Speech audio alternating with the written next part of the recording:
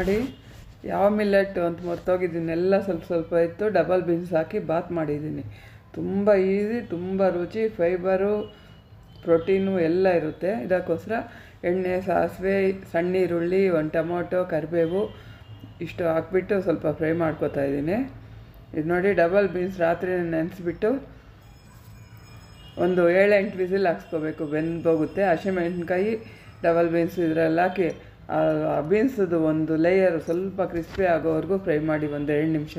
ಆವಾಗ ರುಚಿ ತುಂಬ ಚೆನ್ನಾಗಿರುತ್ತೆ. ನೋಡಿ ಇಷ್ಟೇ ಮಿಲ್ಲೆಟ್ಟು ನಾನು ಹಾಕ್ತಾಯಿರೋದು. ಒಂದು ಇಡೀ ಇತ್ತು, ತರೋಣ ಹೊಸವು ಅಂತ ಖಾಲಿ ಮಾಡ್ತಾಯಿದ್ದೀನಿ. ಇದು ನಾನು ಒಂದು ನೋಡಿ ಅರಿಶಿಣ ಸ್ವಲ್ಪ, ಉಪ್ಪು ಸ್ವಲ್ಪ, ಚಿಲ್ಲಿ ಪೌಡ್ರು, ಜೀರಾ ಪೌಡ್ರು ಸ್ವಲ್ಪ ಇಷ್ಟು ಹಾಕ್ಬಿಟ್ಟು ಚೆನ್ನಾಗಿ ಮಿಕ್ಸ್ ಮಾಡಿಬಿಟ್ಟು, ಉಪ್ಪು ನೋಡಿ ಇನ್ನು ಸ್ವಲ್ಪ ಬೇಕನ್ನಿಸಿದ್ರೆ ಹಾಕ್ಕೊಳ್ಳಿ. ಇದಕ್ಕೆ ನೋಡ್ಕೊಂಡು ನೀರು ಹಾಕ್ಕೊಳ್ಳಿ. ಮುಳುಗಿ ಸ್ವಲ್ಪ ಮೇಲೆ ಬರೋವರೆಗೂ ನೀರು ಹಾಕ್ಕೊಳ್ಳಿ.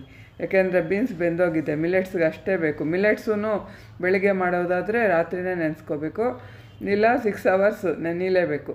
ಮುಚ್ಚಿಟ್ಬಿಡಿ 10 ನಿಮಿಷ ಅಷ್ಟೇ. ಸಿಮ್ಮಲ್ಲಿ ಇಟ್ಬಿಟ್ಟು ನಿಮ್ಮ ಕೆಲಸ ನೀವು ಮಾಡ್ಕೋಹೋಗಿ, ಏನಾಗಲ್ಲ. ಆಮೇಲೆ ಬಂದು ಮಿಕ್ಸ್ ಮಾಡಿ ಒಂದು ಸರ್ತಿ ಬಡಿಸ್ಕೊಂಡು ನೋಡಿ ಯಾರಿಗೆ ಬೇಕು ಅನ್ನಿ, ಆಯಿತಾ.